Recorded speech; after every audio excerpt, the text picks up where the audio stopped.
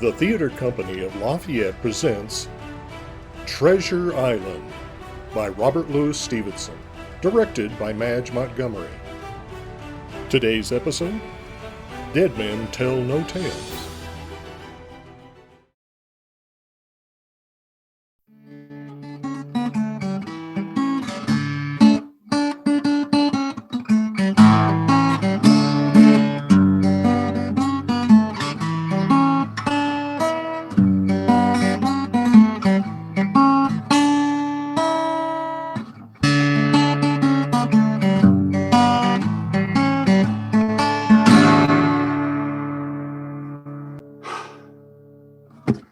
I'm leaving in the morning. They have convinced me, Squire Trelawney and Dr. Livesey, that my education is in sad need of repair, that I should give thought to becoming a gentleman. I am not reluctant to go. It will be a new world, and there is much to learn. But I have learned much already, and the thought that I may forget the past, the high adventures of my boyhood, have urged me in the writing of this journal. On the one hand, it is a needless labor, for how shall I ever forget Long John Silver and the voyage of the Hispaniola? On the other hand, time has a way of clouding the past, and it is a comfort to know the whole story will be preserved between the covers of this journal, which I will share with you now. The year was 1765, and then, as now, the Admiral Benbow Inn belonged to my mother. The winds still blow, the seas still crash, just as they did that late afternoon when the door opened and I saw a stranger on the threshold. Rum, boy. Glass of double rum. Yes, sir. Rum, sir. Well, this here's a quiet cove for sitting. Much company, mate? No, sir. Not much, sir. Ah. Who be the owner here? My mother, she's gone into town, sir. Oh, you're all alone, huh? What's your name, boy? Jim Hawkins, sir. Well, now, tell me, Jim, you ever noticed a seafaring man in this here grog shop named of Bones, mate? Captain William Bones. Bones, sir. Nah, no matter, boy. No matter. Just fill up the glass.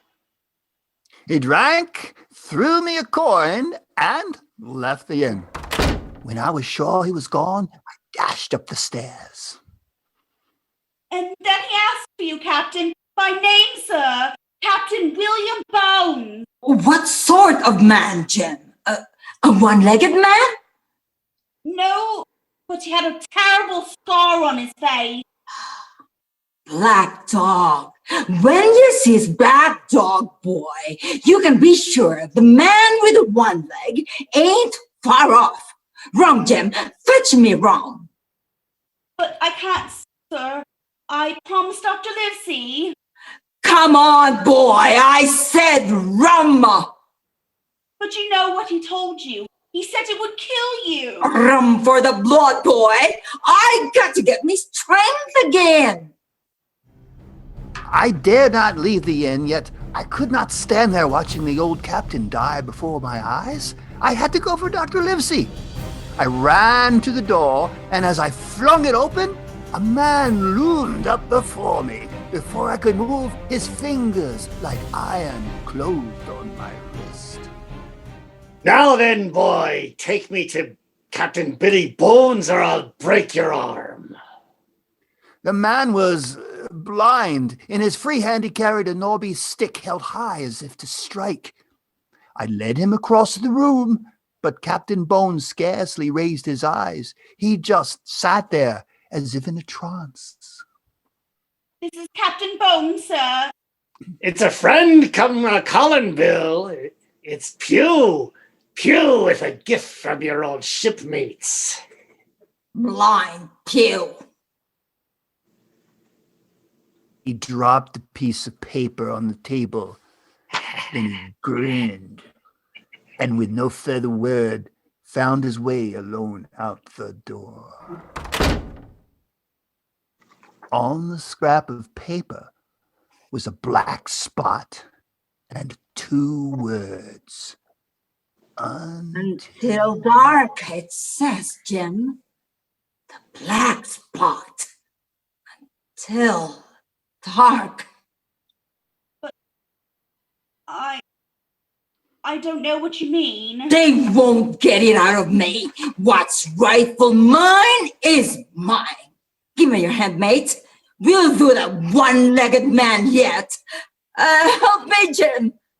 Back to my room. Help me. Shaking and gasping, he opened an old sea chest. Then, with a knife, he slit the lining of the cover. From it, he took a map. He staggered back to the stairs, but he never reached them. Captain! I'm done, young Jim. Bring help, boy. Yes, sir. Right Oh, away. wait. Take the map.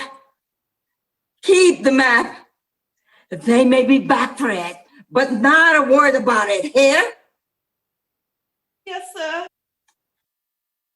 Good boy. No mention of the map. And I'll go shares with ya. Skip now, matey, and fast. It was dark when I returned to the inn with Squire Trelawney and Dr. Livesey. The place had been ransacked. We found Captain Bones on the stairs. He was dead. Well, Livesey, what's your verdict? Oh, he wasn't killed, Squire. He died of shock or rum. I wonder now what those rascals wanted out of him. I think I can tell you, sir, now that he's dead. It was this, sir. Bless my soul, Jim. It's a map. Odds my life. Look what it says, Doctor. Flint's map. Flint the pirate? How did you come by that? He gave it to me, sir. He said we'd share. Oh, share what, Jim? Pirate treasure, Livesey. Flint's gold. Oh, come now, Squire. Why, everybody knows the ships that he plundered. But our departed friend is the only one who knew where the treasure's been hid. So that's what the ruffians wanted. The map of Flint's treasure island. Ho ho! You're a trump, Jim Hawkins. Mark my words. You will share. Listen to this, Jim. Spyglass Hill, it says, bearing south-southeast to Finger Trunk Tree, then stew cable south. Go on. Go on, man. Go on, go on, go on.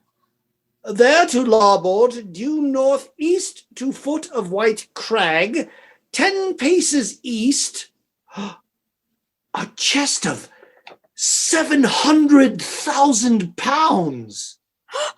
Bless my soul. Bless my soul. Why, with favorable winds and a crew like this, we'll have Flint's gold within the year. And you two are coming with me. I'll fit out a ship. You'll speak for yourself, Squire. I have a practice.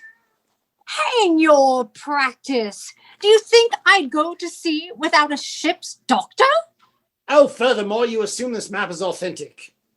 Assume, do I? Then why were those ruffians here? And why is Captain Bones dead? Tell the truth, Livesey. Oh, you're as frightened as a rabbit. There's only one man I'm afraid of. Name the dog. Name him. You. You can't hold your tongue. Blast you. all be as silent as the grave. And off to Bristol in the morning? Jim, I believe he means it. I'll find a ship in Bristol, and then you and Jim can join me. You'll make a famous cabin boy, Jim. I'll see to that. His mother may have something to say about that. She'd listen to you, sir, if she knew you were going. To be sure he's going. I'll wager my wig on it. Squire Trelawney kept the wig. I was still in a delirium of joy when I found myself many days later on the walls of Bristol. At my side was Dr. Livesey, and standing before us with all the brass of the Lord Admiral himself, Squire Trelawney. Well, we're here, Squire. Fools that we are. Look out there on the bay. There she rides, gentlemen. A ship! You've got a ship! 3 masts, square-rigged, with the name Hispaniola. Hispaniola. Oh, she'll bring back all the pirate treasure that we can put aboard her. No talk of treasure, I beg you. Not in a public place. Oh, no. Mum's the word. Mum's the word. Well, when do we go aboard? Well, you better ask Captain Smollett. 5 days he's been selecting a crew. 5 days. Oh, cautious, eh? Outrageous, eh? When I threatened to step in, he told me I could hire a sea cook. So, I bet you I did. Oh, a chef from Paris, I presume. Oh, none of your little jokes, Livesey. A fellow by the name of Long John Silver. And I didn't waste good time poring over his credentials either.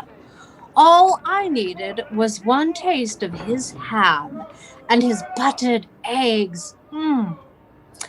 That's his ship. That's his tavern over there. Over yonder. Spyglass Inn. Follow us, Livesey, and judge for yourself. It was then I had my first sight of Long John Silver, a great bulk of a man, brown and leathery from years at sea. But he did not move quickly, and when he came from the side room, I saw why. His right leg was gone. He walked with a peg and a crutch, and suddenly I heard the voice of Captain Bones again. What sort of a man, Jim? Was it a one-legged man? But if my fears were immediate, they were as quickly dispelled by the cheery greeting in a friendly manner by Long John Silver. Top of the morning to you, gentlemen. Sit you down, if you kindly will. For you, Squire, kidney pie, piping hot. And this, Dr. Livesey. You know my name? Oh, Squire's told me that much about the two of you, if it comes naturally to. And this, the young Master Hawkins. Yes, sir. Hawkins. Proper seafaring name it is. You run your house well, my man. It isn't often I see fruit in a tavern. Ah, it's a rule of health, which same I learned while sailing under the immortal Stanley. God rest his soul. You hear that? Under Admiral Stanley. Aye, Your Honor. Tiburon Bay. You favor the Admiral yourself, Squire, if I may say so. Oh, Why, you and him could make up your mind like that. oh, do I now? Oh, I noticed it afore, too. Wouldn't surprise me none to hear you say, "Heave up the anchor, lads, we'll sails on the hour." Yes, but we can't sail without a crew, Mr. Silver. You'd think there wasn't an honest seaman to be found in all Bristol. Oh, I beg to differ, sir, if I may make so bold. Why, there's a full cargo of my old shipmates become right here in town. Oh, sound men inside, your honor. If some were scarred in the services of England, then them with no pin pensions neither. Could they be had at short notice? Say, 20 of them? Aye, sir. But they not be pretty enough for the modern taste, sir. And just what does that mean? Oh, it means, sir, that the beauty of their youth is faded in the giving of themselves to their king and country. Appearances be hanged. Bring in a crew come sundown, and I, for one, will be much obliged. Oh, well, sir, I will say this, sir.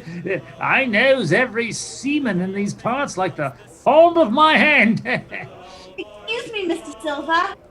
Aye, Master Hawkins. Did you ever know Captain Billy Bones? Bones? Billy Bones? What ship did he sail on, matey? He's a pirate, I think. Lord love you, lad. Them as sailed with the Admiral had no speaking acquaintance with pirates. Oh, why, look at the lad. Squire and a doctor, sir. Oh, the spitting image of myself when I was his age. Oh, head full of pirates. But he'll find that the sea be mostly hard work, and the biggest satisfaction a man gets is doing his duty. And now, begging your pardon, sirs, I suggest you fill up while the victuals is still hot. And there was no doubt about it. Long John Silver was the finest cook who ever sailed the 7 seas. When the meal was over, the squire was all for taking us aboard the Hispaniola, but Mr. Silver had a different thought.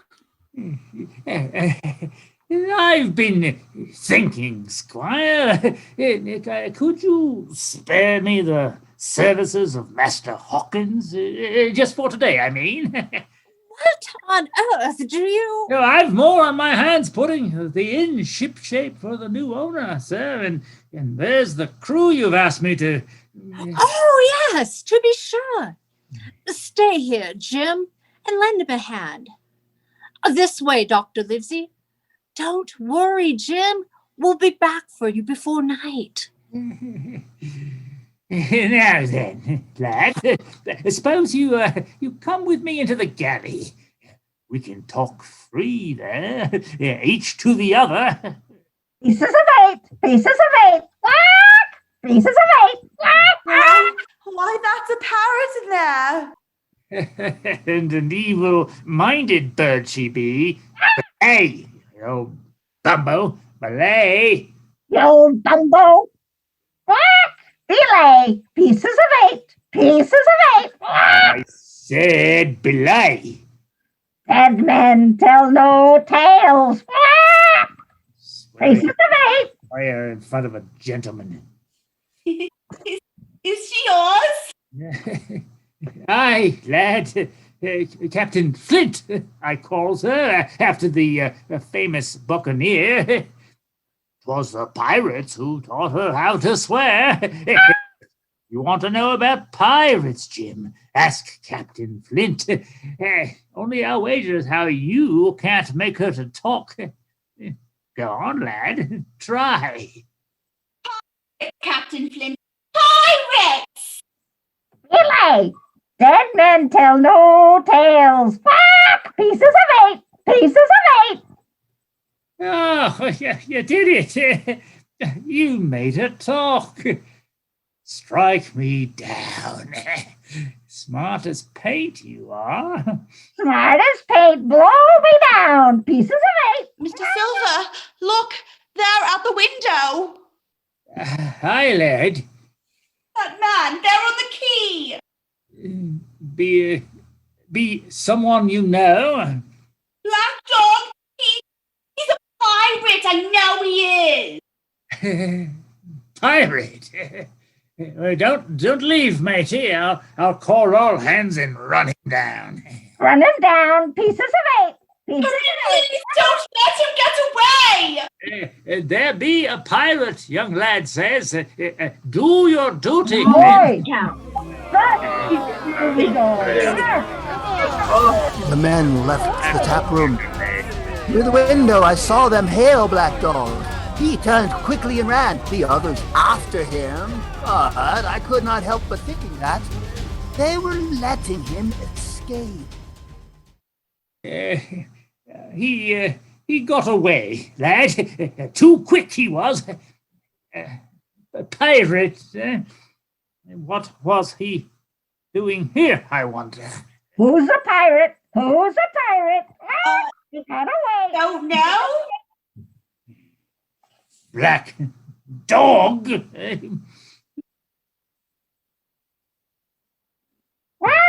Dog, I'll black dog him. That's a pistol. Aye, and all loaded, matey. Here, feel the balance. Gee, it's a fine pistol, Mr. Silver. Mind the trigger guard. Solid silver. Special made for Admiral Stanley, who gave it to me. Arrest him for loyal and conspicuous service. You think you could shoot it?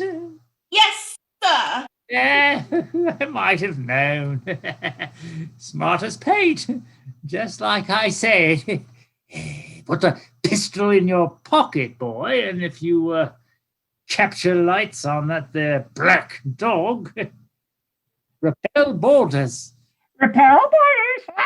Smart as paint. Smart Yes, as paint. sir. You see, I know the lad I can trust while I'm out doing my duty by the Squire. You're leaving? And when I comes back, I'll have a crew, and you'll have a sidearm. You mean to keep? That's my meaning, matey. Be we shipmates? Shipmate. Oh, it's a fine, bold shake of the hand you got there, Master Hawkins. Clear sailing, matey. He could move amazingly fast, wooden leg and all. As I watched him striding down the street, I wondered if in all England there was a boy half so fortunate. Out in the harbor, the good ship Espitallier, our voyage, buried treasure, Long John Silver, friend. That afternoon, Dr. Livesey took me out to the ship, and then at sundown, Long John Silver came aboard. He had kept his word and brought a crew.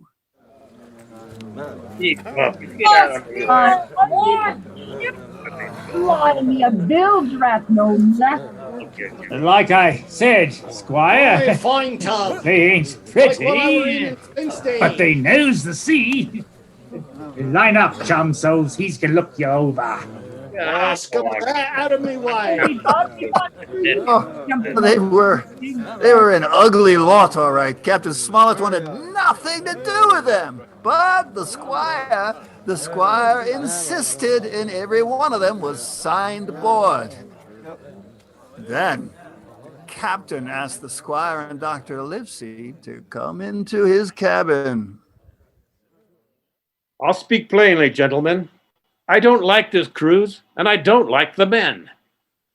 Well, possibly, sir. You don't like your employer either. We need trustworthy crew, not one recruited out of the muck by a ship's cook. The ship's cook was acting upon my orders. And is the cook responsible for the ship's safety? Well, I must say... Captain Smollett, we are all concerned with the ship's safety now. Now, what do you propose? that the whereabouts of any treasure map to be kept strictly secret, even from myself and my mate, Mr. Arrow. The firearms removed from the forward hold and stored aft here. Oh, surely you don't anticipate mutiny? Well, if I did, I wouldn't put out to sea at all. Oh. Well, Trelawney? Anything, if it will get us out to sea. Agreed, men. You'll find, gentlemen, that I will do my duty, and I can vouch for Mr. Arrow, my mate, and the 5 men I had previously signed. And when can we sail? We should be ready by midnight. Oh, very well. Come on, Livesey.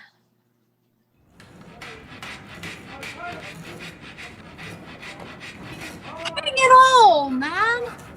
Why did you take the fellow's part? Because I think our captain's a very conscientious man. Well, I find his conduct un-English. Downright un-English.